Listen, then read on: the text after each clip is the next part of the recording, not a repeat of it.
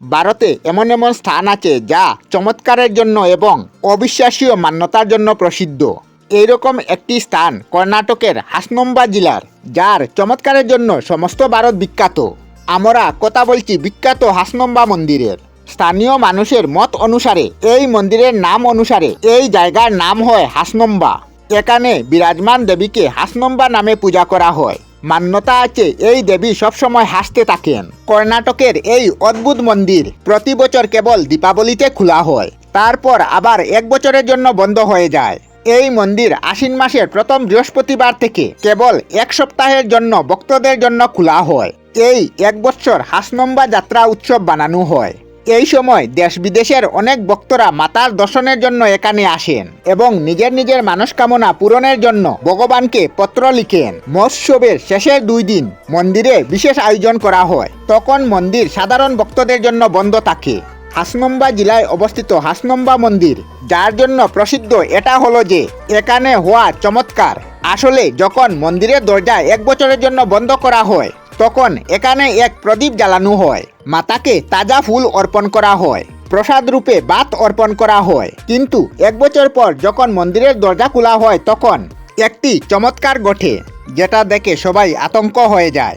আসলে এক বছর পর যখন মন্দিরের দরজা খোলা হয়, তখন মাতা চমৎকার করে পূজারীর দ্বারা এক বছর আগে জ্বালানো প্রদীপ জ্বলন্ত অবস্থায় পাওয়া যায়। মাকে অর্পণ করা তাজা ফুল একই অবস্থায় তাজা অবস্থায় পাওয়া যায় এবং প্রসাদ হিসাবে অর্পণ করা তাজা ভাতও পবিত্র রূপে পাওয়া যায়। এটাও নয়, এই মন্দিরকে নিয়ে আরেকটা চমৎকার রয়েছে। বলা হয় এই মন্দিরে একটি পাথর আছে যেটি মায়ের মূর্তির দিকে প্রতি বছর এগোতে থাকে। মন্দির পরিষদের ভিতরে পিঁপড়ের বাসা আছে, যাকে দেবী রূপে পূজা করা হয়। মন্দিরের নির্মাণ এবং গর্ভগৃহে স্থাপন করা মূর্তির বিষয়ে বিশেষ কোনো জানকারি নেই, কিন্তু যেভাবে মন্দিরের রচনা এবং বাস্তুকলা আছে তা দেখে অনুমান লাগানো যায় হাসনম্বা মন্দির হুইসেল বংশের রাজাদের দ্বারা 12 শতাব্দীতে বানানো হয়েছে। যদিও মন্দিরের মুখ্য দরজায় থাকা গোপুরম 12 শতাব্দীর পর বানানো হয়েছে।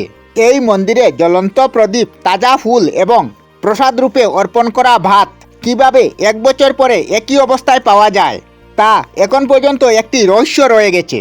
যদি আপনি এই মন্দিরের অদ্ভুত দৃশ্য দেখতে চান, তবে এই মন্দিরে অবশ্যই একবার যান। আমরা আমাদের চ্যানেলে সব ধরনের ভিডিও আপলোড করি, যেমন ব্লগ, নিউজ, কুকিং ভিডিও, ধার্মিক আলোচনা ইত্যাদি। যদি আপনারা এই ধরনের ভিডিও দেখতে পছন্দ করেন, তাহলে এই চ্যানেলটি নিশ্চয়ই সাবস্ক্রাইব করবেন। আমি আপনাদের সাথে বিদায়ক না, আজকের মতো বিদায় নিলাম। আর ভিডিওটি ভালো লাগে লাইক, শেয়ার ও কমেন্ট করবেন। ভিডিওটি সম্পূর্ণ দেখার জন্য অশেষ ধন্যবাদ।